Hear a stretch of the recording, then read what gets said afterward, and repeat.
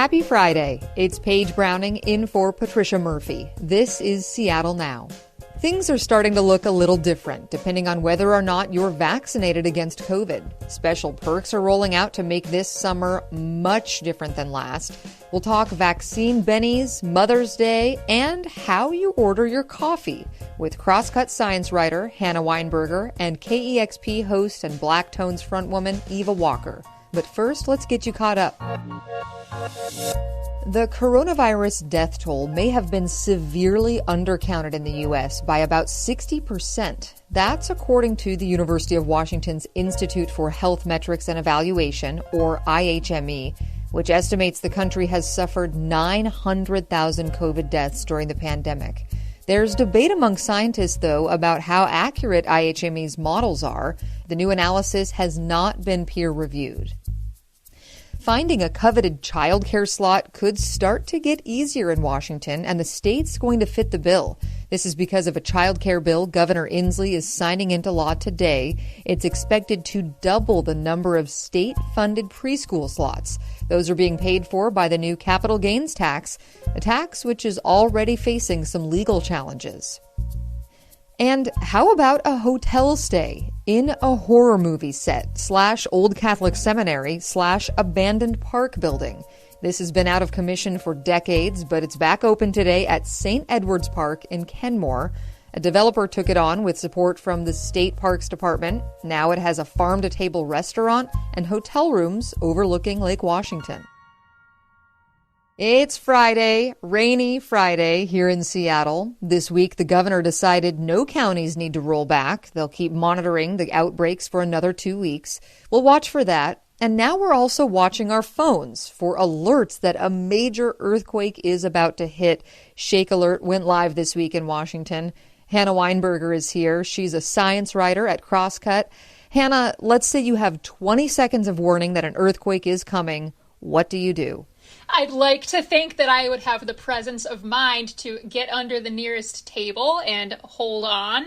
But I think I would probably, panic, eat everything in my earthquake kit, and just call my mom. But we're going to practice in my house. Yeah. My housemates don't know yet. We're going to practice some earthquake drills and see how they do. Oh, that's great. You just shove that emergency chocolate bar down in 20 seconds. Exactly. Eva Walker is here as well. She's the frontwoman of the Black Tones and host of Audioasis on KEXP. Eva, what's your earthquake strategy? So would this app tell us the magnitude of the earthquake? And the reason I say that, because if it was kind of a light earthquake, I'm all about the doorways. I'd go stand in the doorway, because if the building's coming down, the doorway's probably going to be fine. But if it's this is the deathly terrible earthquake that we've all been waiting for, then I would probably run outside as fast as I could, because I'm on the 3rd floor and it's a 5-story apartment, and so there's 2 other floors that will fall on me. So I'm kind of I'd probably run outside.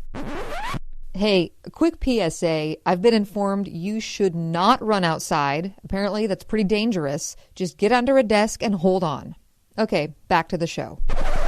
Apparently, we will get alerted anything above a magnitude 5, so it's going to be the biggies. I think the first challenge for me is just make my phone is actually charged in the first place to get this alert. So I think we should just all stay under our tables all the time, just in case our phone dies or we don't know how that. Yeah. Have food, water supplies, have your earthquake kit, and you're set. Speaking of phones, these vaccine selfies are flying. They're all over the place. Half of Washington adults have had at least their first dose of a COVID vaccine now. And this week, the governor said some venues can now start having sections only open to people who are fully vaccinated. And you'll have to have proof of it on you when you're at the venue. But in these vaccine-only places, you don't have to social distance. So say at sports games, they could fit more people in the venue. Hannah, I'm wondering, is this going to motivate some people to go out and get the vaccine who maybe are on the fence or haven't had a chance yet? I mean, I'm crossing my fingers. I also am a little bit curious about what this might mean for vaccine card certification. Is there going to be some sort of fake vaccine card underbelly? How are they going to monitor to make sure that people who are vaccinated stay in the vaccinated section, et cetera? Right. This is why you're not supposed to post your vaccine card photo anywhere, so it can't be copied. Exactly. I mean, I'm a cautious person in general, so I think I'm really skeptical about this. I'm waiting for more firm data on transmission risks before I start, moshing with thousands of people, because I just don't want to be a vector when so much of the population is still unvaccinated. I mean, maybe I'm using lack of firm data and skepticism about how those spaces would work as an excuse for the fact that I'm emotionally still getting comfortable with taking reasonable risks. I see what you mean. Yeah, the comfortability of actually being in close proximity with people in the public that you don't know. And Eva, I want to bring you in here. I'm curious what you think, because this vaccine only section idea is mostly targeted at sports venues, but I could see it happening at, concert venues or clubs. Yeah, I mean, can you imagine? I just want to address some counterfeit vaccine cards. Can you imagine? I mean, if you can think of it, it will probably happen. As far as splitting vaccinated people and non-vaccinated people, is it a terrible idea? No, it's not a terrible idea. But it's kind of to what degree? Is it right? There's going to be a little ribbon? Right. It's 6 feet of space. Yeah, it's kind of the non-smoking section and the smoking section, and it kind of didn't really work. It was well, I still smell your smoke. It's one thing if you're at the baseball stadium, totally different thing if you're at Numos on Capitol Hill, right? Oh Where's the line drawn? And who gets the better seats? Paige, I thought about that actually when I was kind of reading up on it, and I was will the vaccination folks get front row, and if you didn't get it, then you're sitting in the nosebleed? I totally thought about that. Yeah. Or what if you like personal space? Can I still sit in the COVID section if I'm vaccinated? Can I? Well, hard to believe it's that time of year already, but Mother's Day is this weekend. It's been a year with separation, a year of different family routines. Do either of you have any plans to celebrate? Yeah, I was talking with my mom about it. I think she talked about going to go visit her parents at the cemetery, so I think we're gonna try to do that. But also, I always have a Mother's Day something for Audioasis the Saturday before Mother's Day. So, great. Yeah, celebrating it in that way. That's great. Hannah? I will probably be listening to some of my mom's favorite music. She loves to make playlists and send them to me, so I'll revisit that. I am trying to figure out what we can do at a distance.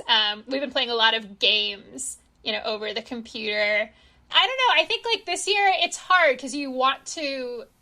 A lot of us have much deeper relationships with our family members than we used to, just because of tragedy. I've always been very close with my parents, no less now. Well, tell me about that. Has it changed with you throughout this past year?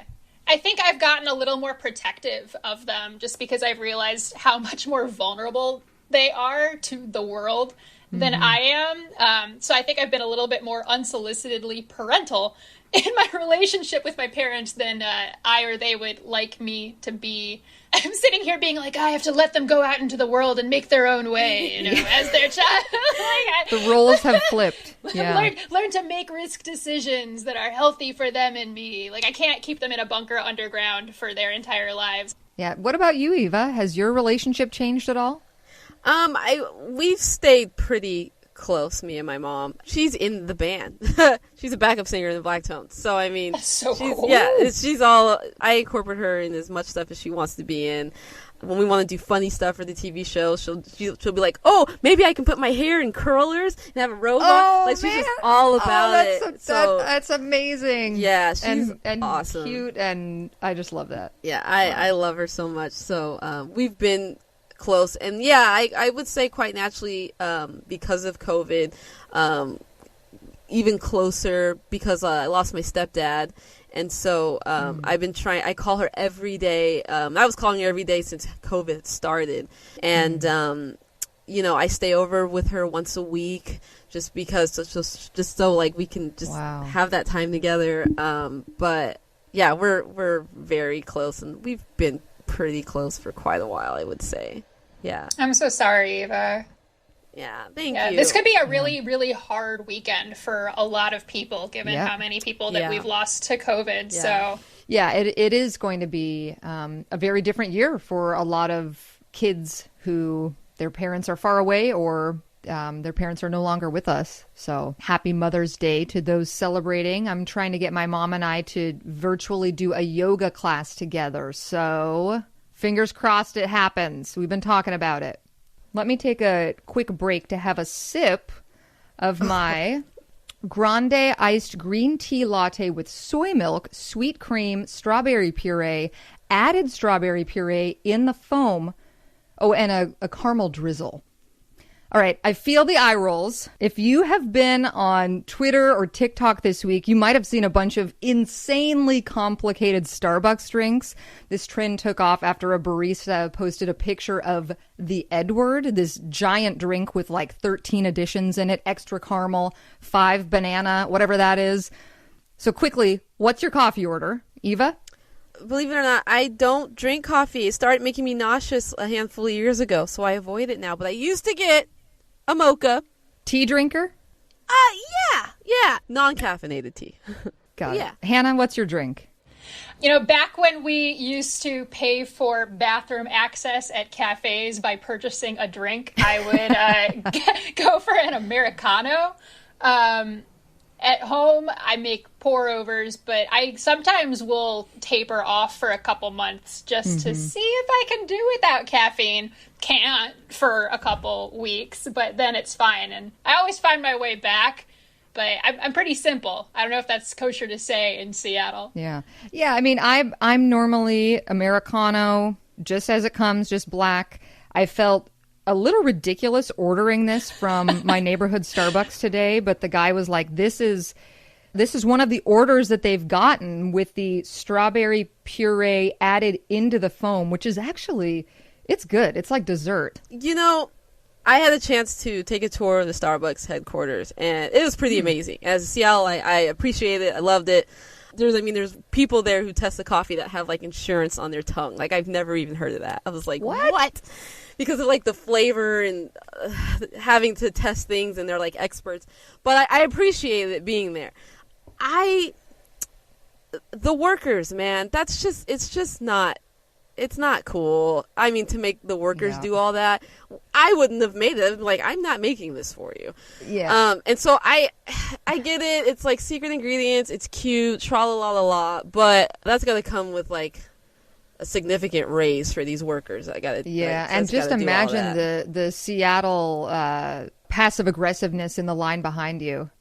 I majored in a foreign language, and I look at these Starbucks orders, and I'm just like, I need a Rosetta Stone. What is a 5 banana? I don't understand what's going on. What is here. 5 banana? Like, I have so much respect for baristas. Like, I already did because they work so fast, but oh my gosh, there's just so much that goes into making a simple coffee order. Like, to put this on top of this is a lot. And also, I feel like maybe Starbucks can do something where it's like, hey, make it yourself, and then they can kind of see how hard it is. I don't know, some kind of like buffet coffee thing where you just kind of make your ridiculous order on your own. Boom, you can have your 29 ingredients and live happily ever after. Starbucks camp. This is how we're going to teach empathy. Okay, well, we're leaving it there. That's our show for this week. And thanks again to my guests, Eva Walker, frontwoman of the Black Tones. Thanks, Eva. Thank you.